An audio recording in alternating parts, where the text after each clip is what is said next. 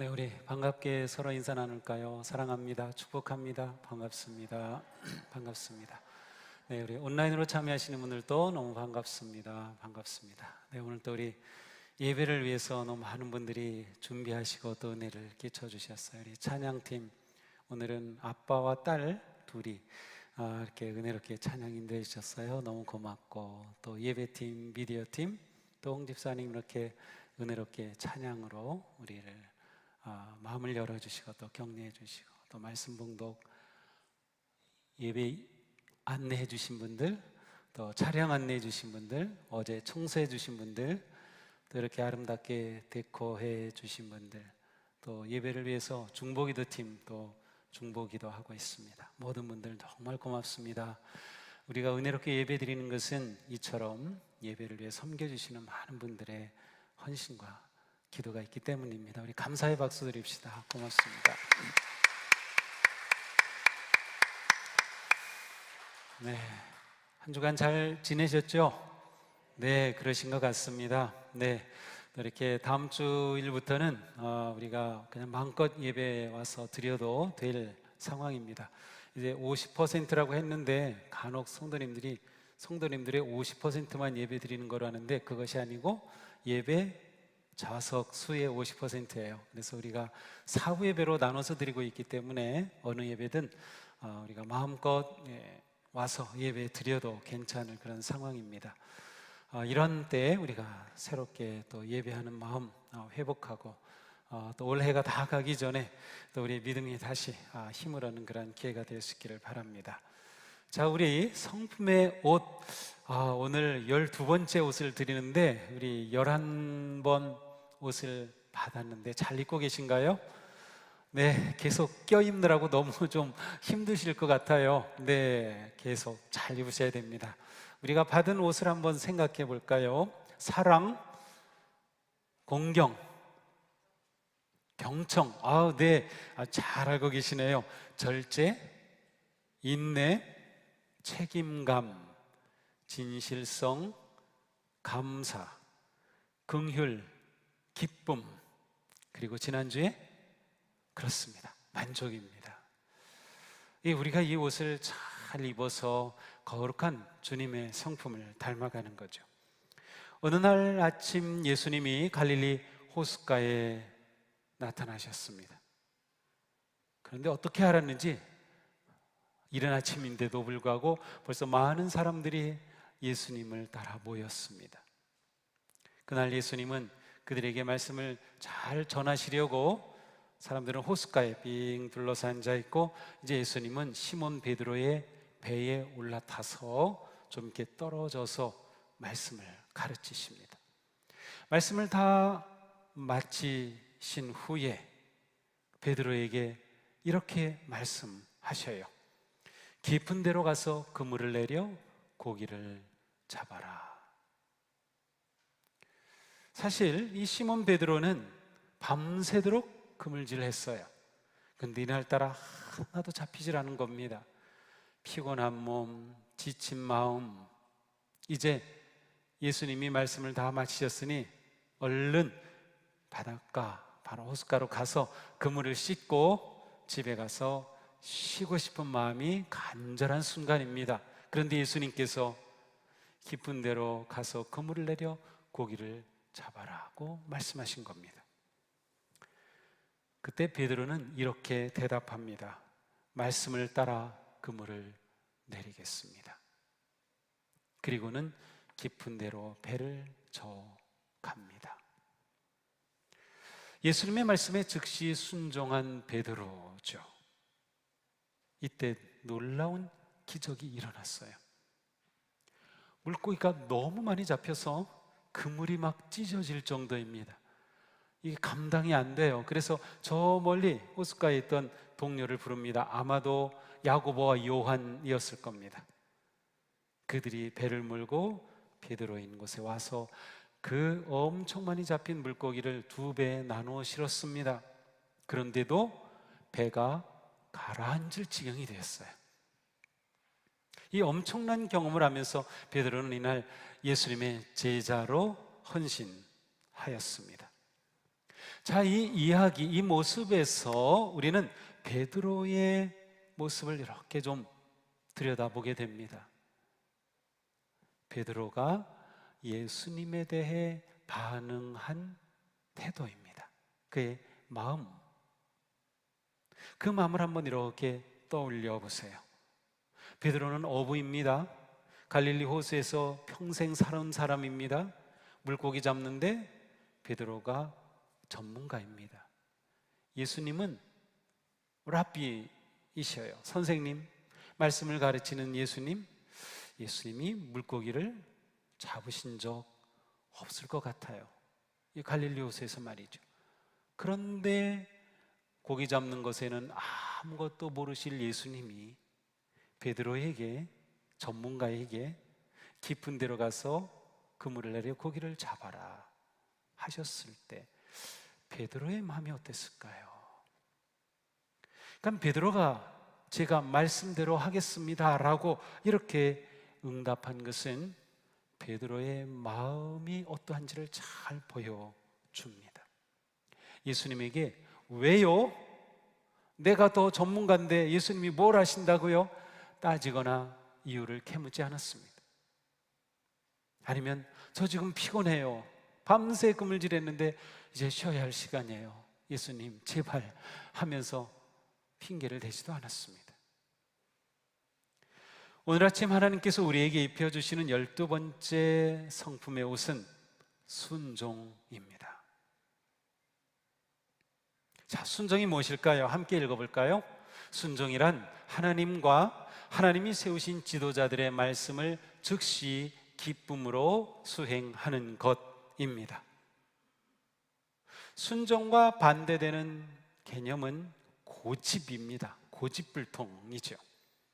성경에서 순종이라고 하는 단어 여러 가지가 있는데 그 단어들을 보면 이런 의미가 있어요. 귀를 기울이다. 그래서 성경에서는 많이 경청 아니면 청종이라는 단어로 번역이 되어 있어요. 동의하다, 주의하여 듣다, 이해하다, 지키다, 지키다로 많이 번역이 되어 있습니다. 복종하다 이런 의미가 담겨 있어요. 순종하면 여기에는 무엇인가 자발적인, 적극적인 그러한 반응의 의미도 담겨 있습니다. 우리가 사는 이 세상에서 지금은 순종이라고 하는 단어는 아니면 그러한 성품은 별로 인기가 없습니다. 순종이라고 하는 성품의 첫 단어를 이 아침에 들었을 때 여러분 마음에 와, 순종이야 하는 기쁨이 생기던가요? 아니면 뭔가 부담이 생기셨나요? 우리가 사는 세상에서 순종은 별로 인정하지 못합니다. 학교에서 순종 별로 가르치지 않습니다. 인권은 막 가르친다고 하지만 순종 별로입니다. 학원에서 아니요, 안 가르칩니다. 가정에서요? 글쎄요, 우리 부모님들이 자녀에게 야, 어떻게든 순종의 성품을 가르쳐야지. 그러한 부모님 그렇게 흔할 것 같지 않습니다. 순종에는 뭔가 부정적인, 약한, 손해보는, 당하는, 억울한 그러한 이미지가 담겨 있는 것 같아요. 그런데 성경에서는 순종을 아주 중요하게 말씀합니다. 모세는 이스라엘 백성들에게 이렇게 설교하였습니다. 우리 함께 볼까요? 그런즉 내 하나님 여호와를 사랑하여 그가 주신 책무와 법도와 규례와 명령을 항상 지키라. 내가 오늘 너에게 명령하는데 명령을 너희가 만일 청종하고 너희 하나님 여호와를 사랑하여 마음을 다하고 뜻을 다하여 섬기라. 자, 여기에는 순종의 중요한 두 가지 본질이 나타나 있습니다. 하나는 사랑하라 라고 하는 단어이고 또 하나는 지키라 라고 하는 단어입니다. 청종하다, 지키라 라는 단어가 오늘 읽은 말씀에 나왔죠. 바로 모두 순종이라는 단어입니다. 번역을 순종이라고도 하고 청종이라고도 하고 지키라라고도 번역하는 거죠. 자, 하나님의 계명을 지킨다는 것은 순종할 뜻으로 말씀을 눈앞에 둔다라는 뜻이에요. 순종할 마음으로 말씀을 눈앞에 둔다. 그러니까 말씀에서 시선을 떼지 않는 겁니다. 왜냐? 그 말씀을 지키려고. 무엇인지 알아야 지키잖아요. 아주 중요한 말씀을 하나님께서는 이스라엘 백성들에게 주셨고 그들이 지키고 계명을 잊지 않도록 눈앞에 두게 하셨어요. 이스라엘 백성들은 집에 드나들 때마다 문 입구에, 현관 입구에 말씀을 기록한 메주자라고 하는 조그만 상자가 붙어 있어요. 볼 때 왼쪽에 있는, 옆으로 이렇게 금으로 이렇게 뚜껑이 되어 있는 그 상자 안에 말씀이 담겨 있습니다. 그리고 이마에 이렇게 상자를 메고 있어요. 되게 웃기죠? 처음 봤을 때 저는 이상했어요. 지금도 그 유대인들은 안식일이 되면, 토요일이 되면 미국에서도 실제로 이마에 이렇게 하고 거리를 다닙니다. 검은 옷을 입고 말이죠. 그리고 팔에 줄을 맸죠. 그런데 줄이 보이는데 사실 이 부분에 보면은 말씀을 묶은 상자가 있어요. 뒤에서 아버지가 저번 성인식 할 때 하는 모습에 아들에게 이렇게 손으로 댄 것이 바로 테필린이라고 하는 거예요. 머리에, 손목에. 하나님이 그렇게 하라고 말씀하신 대로 지금도 그렇게 하고 있어요. 왜? 말씀을 눈앞에 두고 순종하기 위해서입니다. 자, 하나님과의 관계에서 순종하게 되는 가장 중요한 바탕은 사랑입니다. 예수님이 이런 말씀을 하셨어요. 너희가 나를 사랑하면 나의 계명을 지키리라. 나를 사랑하면 순종하리라 하고 말씀하셨어요. 사랑과 순종이 아주 밀접하게 관계되어 있음을 볼 수 있습니다. 성경적인 순종은 바로 사랑에 기초한 순종입니다. 왜 우리가 하나님께 순종해야 하는가? 왜 우리가 하나님의 말씀을 지켜야 하는가? 우리가 하나님을 사랑하기 때문이에요. 왜 우리가 하나님을 사랑하죠? 하나님이 먼저 우리를 사랑해 주셨으니 우리는 그 하나님을 사랑하는 겁니다. 하나님을 사랑하기에 우리는 순종합니다. 따라서 사랑에서 나온 순종, 말씀을 지키는 것은 우리에게 짐이 아닙니다. 기쁨입니다. 사도 요한은 이렇게 말씀했어요. 하나님을 사랑하는 것은 그 계명을 지키는 것입니다. 하나님의 계명은 무거운 짐이 아닙니다. 사랑으로 하면은 무거운 게 없어요. 우리 부모님들 자녀들 사랑하기 때문에 아이들을 돌보고 양육하고 먹이고 입히고, 그거 그렇게 힘든가요? 그런 거 몰라요. 사랑으로 하면은 다 그래요. 순종도 마찬가지. 예수님은 순종과 사랑의 관계를 이렇게 말씀하시기도 했어요. 함께 읽겠습니다. 나의 계명을 지키는 자라야 나를 사랑하는 자니 나를 사랑하는 자는 내 아버지께 사랑을 받을 것이요 나도 그를 사랑하여 그에게 나를 나타내리라. 아멘. 그래요. 계명을 지키고 순종하는 자가 나를 사랑하는 자다. 예수님은 그렇게 딱 말씀해 놓으신 겁니다. 그리고 더 놀라운 것은 뭐예요? 그렇게 나를 사랑해서 말씀을 지키면, 순종하면 나도 그를 사랑하겠다, 그에게 나를 나타나겠다라고 말씀하는 겁니다. 순종은 하나님께만이 아니라 인간관계에서도 아주 중요한 성품입니다. 성경은 여러 곳에서 인간관계에서의 순종에 관해 말씀하고 계셔요. 너무나도 많아요. 그래서 제가 이걸 다 보고 싶지만 너무 길어지니까 그냥 대표적으로만 제가 뽑았어요. 자, 골로새서 3장의 말씀입니다. 함께 읽겠습니다. 자녀들이 여러분 모든 일에 부모에게 복종하십시오. 이것이 주님을 기쁘게 해드리는 일입니다. 종으로 있는 이 여러분 모든 일에 육신의 주인에게 복종하십시오. 사람을 기쁘게 하는 자들처럼 눈가림으로 하지 말고 주님을 두려워하면서 성실한 마음으로 하십시오. 아멘. 자, 여기서 복종하십시오는 순종하십시오라는 의미를 좀 강조한 것입니다. 뭐라고 했어요? 자녀들은 부모에게 순종하라는 겁니다. 가족관계에서, 부모와 자녀의 관계에서 중요한 것은 부모에게 순종하는 겁니다. 자, 그 다음에 뭐라고 말씀하셨어요? 종들에게 말씀했죠. 일꾼들에게 말씀해요. 육신의 주인에게 복종하라. 우리로 말하면 일터와 직장에서 상급자에게, 상사에게 순종하라는 것입니다. 그것도 건성으로가 아닙니다. 성실한 마음으로 하라. 성실한 마음으로. 내가 상사이라면 내 아랫사람에게 뭔가를 지시하고 이렇게 얘기했을 때 성실하게 순종하면 마음에 쏙 들지 않을까요? 그것이 우리가 해야 된다는 말씀이에요.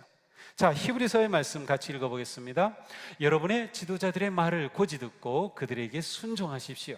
여러분은 그들이 기쁜 마음으로 일을 하게 하고 탄식하면서 하지 않게 해 주십시오. 그들이 탄식하면서 일하는 것은 여러분에게 유익이 되지 못합니다. 아멘. 자, 여기에서의 말씀은 공동체, 신앙 공동체 안에서의 말씀입니다. 자, 교회 안의 지도자들의 말을 잘 듣고 순종하라는 것이에요. 이렇게 하면 어떻게 돼요? 그들이, 사역자들이 기쁜 마음으로 일한다는 겁니다. 그런데 순종하지 않으면 어떻게 돼요? 탄식하며 일한다는 겁니다. 아파하면서, 힘들어하면서, 고통스러워하면서 목회를 하고 사역을 하게 된다는 겁니다. 그렇게 되면 누가 손해를 봐요? 내가 손해를 봐요. 그래서 뭐라고 말씀해요? 탄식하며 일하게 되면, 여러분의 지도자들이 탄식하며 일하게 되는 것은 여러분에게 유익이 되지 못합니다. 교회에서 하나님이 세우신 목사님들, 전도사님들, 장로님들, 사역 지도자들에게 순종하라는 겁니다. 자, 다음 말씀 함께 읽어보겠습니다. 여러분은 인간이 세운 모든 제도에 주님을 위하여 순종하십시오. 하인으로 있는 여러분, 극히 두려운 마음으로 주인에게 복종하십시오. 선량하고 너그러운 주인에게만 아니라 까다로운 주인에게도 그리하십시오. 아멘. 이런 말씀 우리에게 큰 부담이 됩니다. 다음 말씀 같이 하나 더 읽어보겠습니다. 젊은이 여러분, 이와 같이 여러분도 나이가 많은 이들에게 복종하십시오. 모두가 서로서로 겸손의 옷을 입으십시오. 하나님께서는 교만한 자를 물리치시고 겸손한 사람에게 은혜를 베푸십니다. 아멘. 젊은 사람들에게 또 주신 말씀이에요. 나이가 많다고 꼰대라고 하지 말고 순종하고 존중하라는 거예요. 어른들에게 순종하며 사회와 국가 제도 안에서 세워진 지도자들에게도 순종하라는 말씀입니다. 왜 그렇습니까? 모든 지도자, 모든 리더십의 맨 위에 하나님이 계시기 때문이에요. 우리에게 있는 믿음은 무엇인가 하면, 나라의 지도자, 대통령도, 국회의원도, 장관들도 그 누구도 하나님의 권위 아래 있음을 우리가 믿기 때문입니다.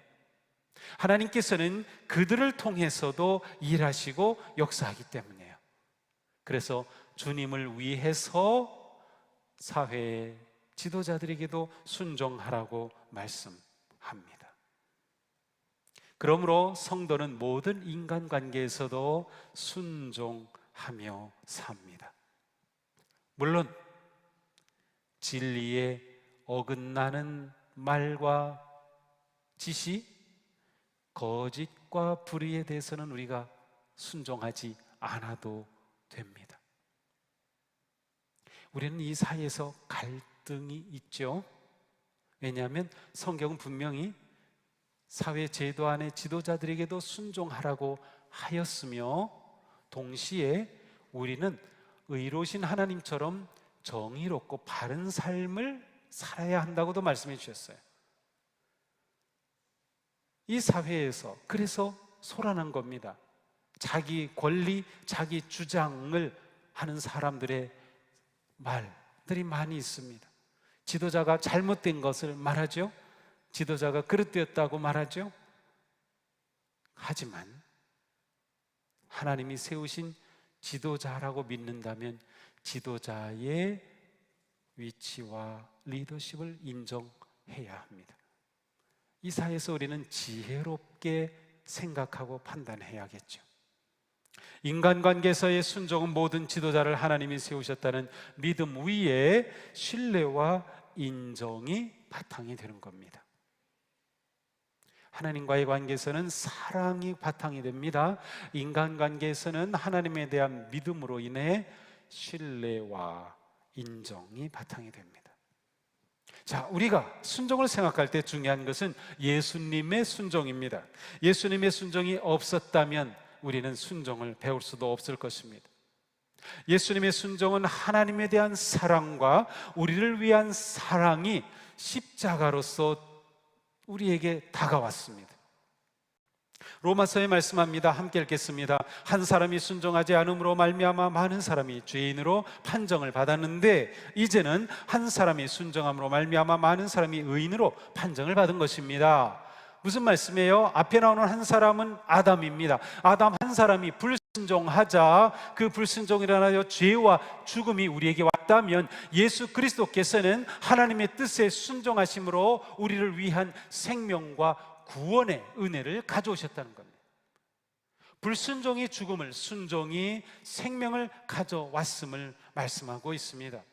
예수님의 순종이 우리를 구원하고 하나님의 자녀로 삼아주시고 하나님 나라의 유업을 누리게 해주신 거예요. 그래서 예수님의 순종 없이 우리는 순종을 배울 수 없는 겁니다. 우리가 예수님을 닮는다라는 것은 곧 예수님의 순종하심도 닮는 것입니다. 우리가 주님의 성품을 갖는다는 것은 바로 이 순종의 성품을 갖는 것이죠. 그렇게 하여 우리가 성장하고 성숙합니다. 순종하지 않으면서 성장할 수 없습니다. 내가 믿음이 깊어진다, 믿음이 든든해진다, 믿음이 강해진다라는 것은 반드시 순종의 과정을 거쳐서입니다. 우리가 살아가면서 많은 일들을 만날 때 순종을 선택하는 것이 그래서 중요합니다. 놀랍게도 히브리서는 예수님이 순종을 배우셨다고 말씀합니다. 히브리서 5장 말씀이에요. 그는 아드님이시지만 하나님의 아들이에요. 그렇지만 고난을 당하심으로써 순종을 배우셨습니다. 그리고 완전하게 되신 뒤에 자기에게 순종하는 모든 사람에게 영원한 구원의 근원이 되시고 하나님에게서 멜기세덱의 계통을 따라 대제사장으로 임명을 받으셨습니다. 자, 예수님이 순종을 배우셨다. 이게 무엇일까요? 예수님은 우리와 똑같은 사람의 몸으로 이 땅에 오셨습니다. 예수님이 우리와 똑같은 몸을 입으셨기 때문에 저절로 순종하실 분으로 오시지 않았습니다. 예수님도 우리와 똑같은 사람이었기 때문에 순종을 배우셨어요. 무엇을 통해? 고난을 통해. 왜 순종을 배우셨어요? 우리에게 본을 보여주신 겁니다. 아버지의 뜻에 온전히 내려놓는 완전한 순종의 본을 보여주셨습니다. 우리가 순종한다고 하는 것은 신앙생활에서 매우 중요한 태도입니다. 순종은 태도입니다. 우리가 하나님과 맺는 관계의 깊이와 질은 순종의 태도가 결정합니다. 아주 중요합니다. 하나님과 우리가 어떤 관계냐, 그 관계가 정말 의미 있고 깊이 있고 충만한 관계냐를 드러내는 것은 순종의 태도로 하나님을 대하느냐와 관계되어 있어요. 인간관계에서도 마찬가지입니다. 순종의 자세와 마음이 없다면 우리의 믿음의 삶은 깊어질 수 없습니다. 성장할 수 없습니다. 순종으로 우리의 관계가 깊어지고 온전해집니다. 성숙하고 그리하여 순종하게 될 때 그것은 상대방을 인정하는 것이에요. 우리가 하나님께 순종한다 무엇입니까? 하나님이 내 생명의 주인 되심을, 창조주심을, 하나님의 그 사랑을, 하나님의 의로우심을 인정하는 겁니다. 그러기에 우리가 순종하는 거죠. 사랑과의 관계에서 순종한다는 것은 그를 인정하는 겁니다. 당신은 우리 교회의 리더이십니다. 하나님이 세우신 분입니다. 당신은 우리 회사의 지도자입니다. 인정함으로 순종하는 거죠. 순종은 이렇게 중요한 의미입니다. 따라서 순종은 하나님과 지도자에 대한 최선의 긍정입니다. 그 리더십을 인정해 주는 겁니다. 그 존재를 인정해 주는 거예요. 순종은 정말 소중한 성품입니다. 아브라함 잘 알죠? 아브라함은 우리에게 순종의 태도를 잘 보여요. 창세기 12장에 말씀합니다. 이에 아브라함이 여호와의 말씀을 따라갔고 여호와의 말씀에 순종했고 롯도 그와 함께 아브라함이 하란을 떠날 때 75세였더라. 자, 75세 된 노인 할아버지에게 하나님이 명령하신 거예요. 뭐라고 명령하셨어요? 고향과 친척과 아버지의 집을 떠나 내가 네게 보여줄 땅으로 가라. 아니, 이제 정착하고 이곳에서 그냥 남은 여생 살아야 될 아브라함에게 떠나라고 말씀하셨어요. 그런데 아브라함은 이 말씀에 기쁨으로 순종했습니다. 히브리서는 아브라함의 순종을 이렇게 표현합니다. 믿음으로 아브라함은 부르심을 받았을 때 순종하고 장차 자기 몫으로 받을 땅을 향해 나아갔습니다. 그런데 그는 어디로 가는지 알지 못했지만 떠난 것입니다. 이 표현이 중요합니다. 갈 바를 알지 못하고 떠났어요. 이해한 것이 아닙니다. 이해했기 때문에 순종한 게 아니었어요. 순종함을 먼저 했어요. 이것이 아브라함이 보여주는 놀라운 순종의 방식입니다. 그렇습니다. 순종에는 방식이 있어요. 두 가지 방식이 있습니다. 먼저는 이해하고 나서 그리고 순종하는 방식이에요. 이것은 헬라 방식입니다. 이해가 되면 순종하는 것, 이것은 우리가 살아가는 일반적인 모습입니다. 누가 뭐라고 얘기하고 하면 아 그래 그렇구나, 아 맞아, 이해가 되니까 순종하는 거죠. 거의 대부분 우리는 이러한 순종을 합니다. 따라서 이해가 되지 않으면 순종도 어려운 겁니다. 그러나 아브라함이 보여준 순종은 다른 거죠.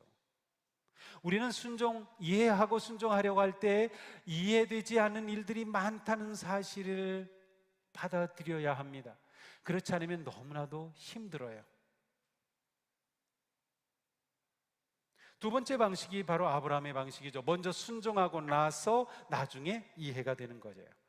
이것은 보통 히브리 방식이라고 할 수 있어요. 신앙의 방식이라고 할 수 있습니다. 하나님께서 아브라함을 훈련하신 방법이 바로 이것입니다. 하나님이 아브라함이 말씀하시면 아브라함은 무조건 순종하였어요. 물론 무조건이라는 표현은 좀 조심스러워요. 왜냐하면 순종은 무조건은 아닙니다. 하나님을 사랑하고 믿음으로부터 오는 순종이기 때문이죠. 자, 먼저 순종하고 나서 이해했어요. 아브라함을 생각해 볼까요? 아브라함이 떠나라, 하나님이 떠나라 하셨을 때 먼저 떠났습니다. 어디로 갈지도 모르고. 그러나 떠나고 보니 하나님이 한 걸음 한 걸음 인도해 주시는 거예요. 아, 하나님이 나를 이렇게 인도하시려고 떠나라고 했구나 깨달았죠. 100세에 되어 얻은 아들을 바치라. 아, 왜 바치라는 거야? 도대체 하나님 이해할 수 없어. 그는 이렇게 고민하지 않았어요. 왜냐하면 아브라함의 순종의 방식은 순종하고 이해하는 것이기에, 그래, 하나님이 무엇인가 뜻이 계시겠지. 내게 선물로 주신 100세 얻은 아들까지 바치라고 하면 나는 이해가 되지 않지만, 그리고 그는 먼저 순종합니다. 그러자 이해가 되었어요. 아, 하나님께서 나를 이렇게 세우시려고 이렇게 테스트하신 거구나. 솔로몬이 기본 산당에서 1,000번제를 드린 후에 꿈에 나타나신 하나님께 이렇게 구합니다. 듣는 마음을 종에게 주사 주의 백성을 재판하여 선악을 분별하게 하옵소서. 듣는 마음, 순종의 마음입니다. 이때 하나님은 이렇게 대답하셔요. 내가 내 말대로 네게 지혜롭고 총명한 마음을 주노니 내 앞에서도 너와 같은 자가 없었거니와 내 뒤에도 너와 같은 자가 일어남이 없으리라. 내가 이렇게 나에게 순종을 구했으니, 듣는 마음을 구했으니 너보다 더 지혜로운 자가 이전에도 없었지만 이후에도 없을 거라고 하시면서 솔로몬에게 지혜롭고 총명한 마음을 주시겠다고 하셨어요. 자, 솔로몬이 구한 것은 무엇입니까? 듣는 마음이었습니다. 이 듣는 마음이 히브리어로 샤마입니다. 처음 순종이라고 하는 단어를 제가 처음 꺼냈을 때 가장 중요한 단어가 샤마였어요. 솔로몬이 하나님께 무엇을 구했어요? 제가 순종하게 하옵소서. 순종하는 마음을 구했더니 하나님이 주신 것은 무엇이에요? 지혜롭고 총명한 마음이었어요. 빈이라는 히브리 단어입니다. 이 마음은 곧 뭐예요? 이해하는 마음입니다. 분별하고 구분하고 판단하고 신중하게 이해할 수 있는 능력의 바로 이 총명한 마음이에요. 자, 하나님이 순종의 마음을 구하는 솔로몬에게 이해의 마음으로 응답해 주셨습니다. 그래서 솔로몬이 지혜로운 왕이 되었던 것이죠. 순종하는 것이 영적 지혜와 통찰력을 얻는 비결입니다. 이것이 우리의 순종의 방식이에요. 순종하면 깨닫게 되는 거예요. 그래서 지혜를 얻는 겁니다. 지혜는 지식과는 다릅니다.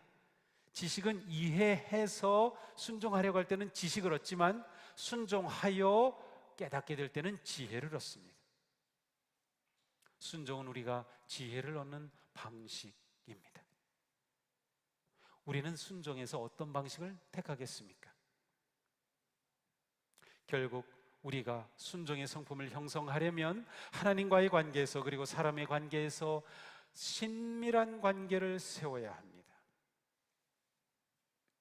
하나님과의 관계가 그만큼 깊고 친밀한 관계 위에 세워져야 합니다. 순종함으로 이해한다 라고 할 때 이것은 무작정 순종이 아니고요, 그만큼 관계가 형성이 되어 있음을 의미하는 것이에요. 제가 네이버 사전에서 순종을 검색하니까 놀랍게도 순종 옆에 유여, 비슷한 말이 나와요. 그런데 유여의 신앙이 나와 있었습니다. 야, 도대체 어떻게 이럴 수 있지? 국어학자들이 순종하면 비슷한 말이 신앙이라고 해놨어요. 그만큼 순종과 신앙은 연결이 되어 있어요. 우리 사회, 우리 언어가 그렇게 되어 있는 건 참 놀라웠어요. 사무엘상의 말씀, 순종이 제사보다 낫고 말씀을 따르는 것이 수량의 기름보다 낫습니다. 순종이 이렇게 중요합니다. 순종이 제사보다 낫고, 이 말 가지고 순종이 예배보다 더 중요하다, 그런 말인가요? 예이면서 아니기도 합니다. 여기에 빠진 것이 있어요. 우리는 성경을 읽을 때 이러한 것들을 봐야 합니다. 순종이 형식적 제사보다 낫고라는 뜻입니다. 하나님은 예배하는 자를 찾으셔요. 예배보다 순종이 낫다, 그런 의미로 말씀한 게 아니에요. 결국 예배도 순종이고 순종도 예배입니다. 이것을 사실은 나누는 것 자체가 어려운 것이죠. 순종에는 열매가 있어요. 자, 성경이 왜 이렇게 순종을 말씀할까? 우리에게 부담만 되고 무게로만 다가옵니까? 그렇지 않아요. 하나님께서 우리에게 순종을 말씀하신 이유는 우리에게 주실 게 많기 때문이에요. 순종의 열매가 있어요. 아브라함이 순종할 때 하나님은 내가 너로 큰 민족을 이루고 네게 복을 주어 네 이름을 창대하게 하리니 너는 복이 될지라 땅의 모든 족속이 너로 말미암아 복을 얻을 것이라. 하나님은 순종할 아브라함에게 이러한 약속을 주셨습니다. 이사야 선지자는 이스라엘 백성들에게 이렇게 선포합니다. 너희가 기꺼이 하려는 마음으로 순종하면 땅에서 나는 가장 좋은 소산을 먹을 것이다. 하나님께서 공급해 주시겠다는 거예요. 하나님의 말씀이 내 삶의 우선이 되면. 로마서 6장에 말씀합니다.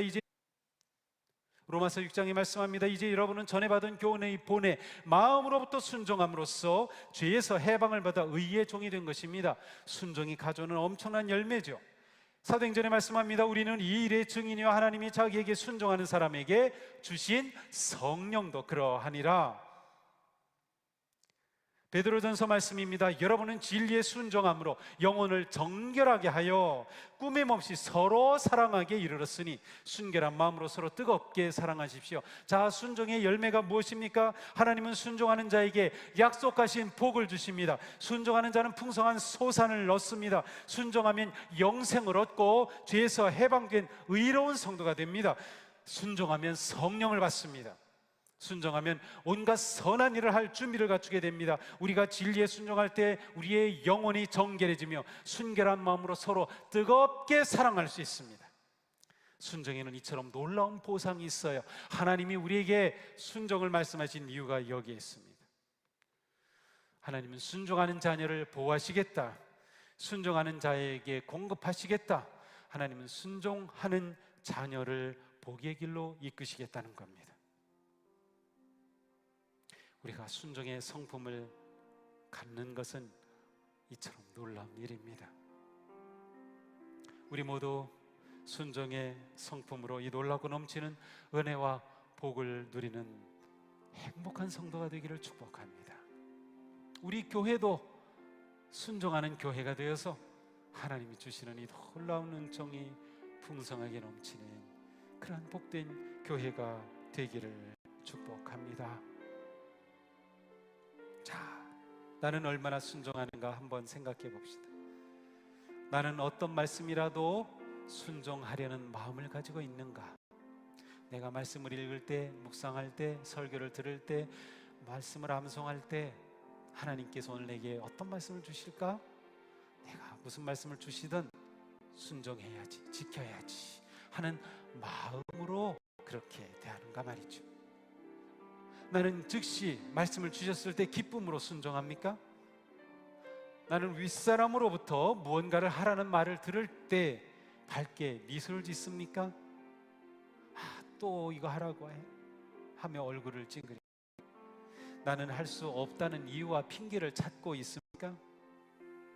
나는 이해가 되지 않아도 사랑과 신뢰의 마음으로 순종하려고 합니까? 자, 우리 같이 열심히 해봅시다. 함께 읽습니다. 나는 순종의 태도로 살겠다. 나는 권위자에게 기쁨으로 순종하겠다. 나는 항상 밝은 태도를 보이겠다.